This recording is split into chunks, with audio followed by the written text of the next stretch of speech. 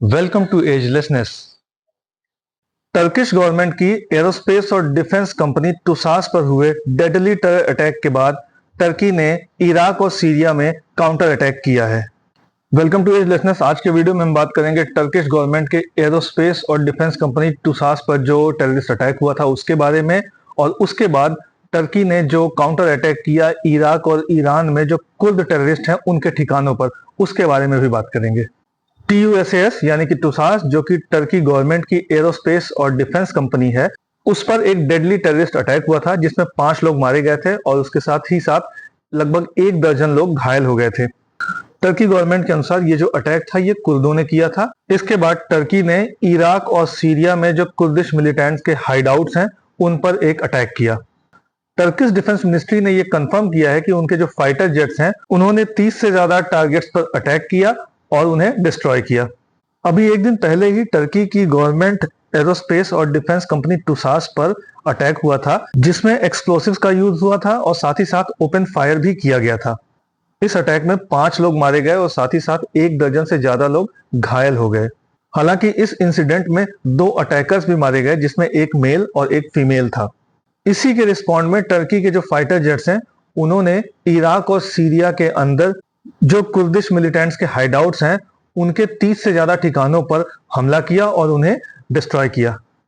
Turkey के internal minister ने ऐसा इंडिकेट किया है कि इस हमले के पीछे PKK यानी कुर्दिस्तान वर्कर्स पार्टी का हाथ होने का संदेह है। इसी के साथ उन्होंने इस बात पर भी जोर दिया कि ये जो अटैकर्स थे इनको आइडेंटिफाई करने का जो प्रोसेस है वो अभी भी चल रहा है।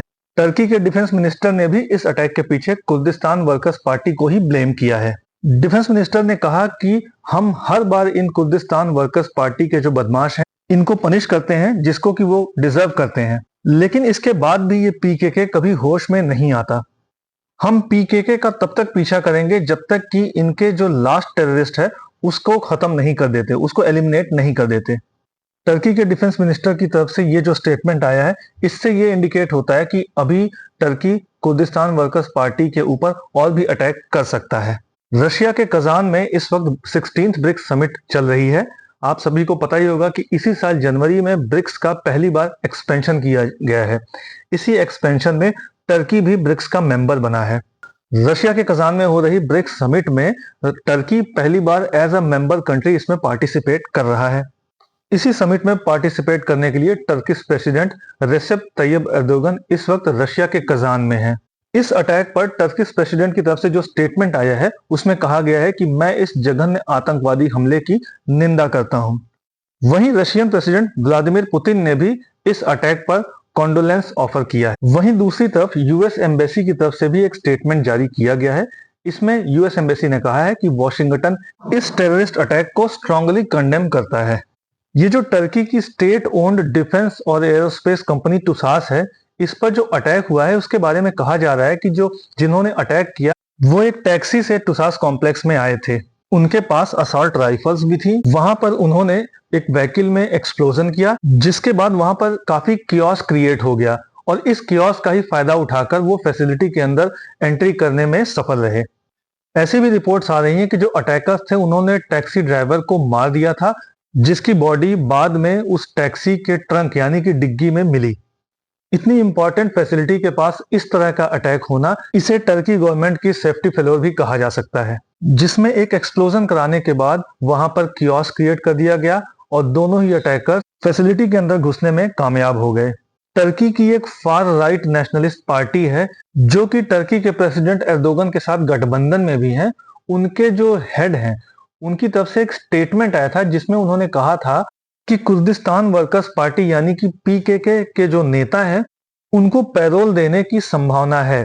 उन्होंने ऐसा सुझाव दिया था कि अगर PKK के नेता हिंसा को छोड़ दें और अपना जो संगठन है यानी कि कुर्दिस्तान वर्कर्स पार्टी जो है उसको भंग कर दें तो इन नेताओं को पैरोल दिया जा सकता है।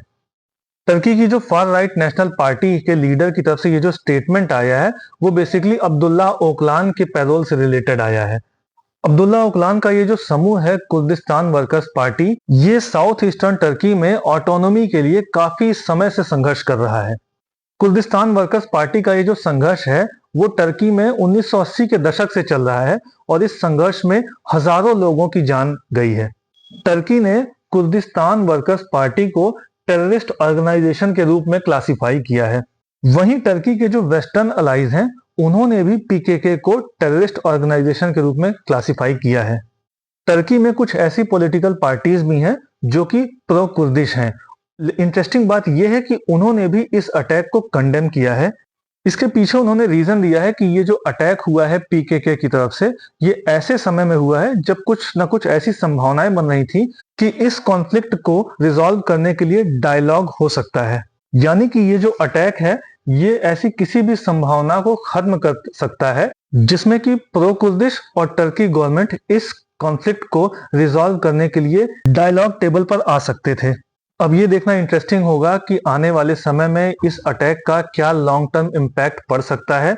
इसी के साथ साथ तात्कालिक रूप से किस तरीके से टर्की इस पर रिएक्ट करता है, या फिर पीकेके पर जो अटैक हुआ है टर्की की तरफ से, उस पर पीकेके किस तरीके से रिस्पॉन्ड करता है। वहीं इस पूरे कॉन्फ्लिक्ट में इराक और सीरिया का क्या स्टैंड होता है, ये देखना भी इंटरेस्टिंग होगा, क्योंकि इस पूरे कॉन्फ्लिक्ट में इराक और सीरिया भी स्टेक होल्डर हैं। क्योंकि आपको पता ही है कि ये जो कुर्दिश मिलिटेंट हैं, वो इराक और सीरिया की टेरिटरी का भी यूज करते हैं ऑपरेट करने के लिए। वहीं ये जो रीसेंट टर्किश अटैक हुआ है कुर्दिश मिलिटेंट के ऊपर, वो इराक और सीरिया की टेरिटरी के भीतर हुआ है। तो इस तरीके से इस पूरे कॉन्फ्लिक्ट पर जो भी नए अपडेट्स और इवेंट्स होंगे, उसको लेकर हम समय समय पर वीडियोस लाते रहेंगे। इसी तरह के और भी अपडेट्स जानने के लिए लाइक और सब्सक्राइब करें Agelessness. Thank you very much.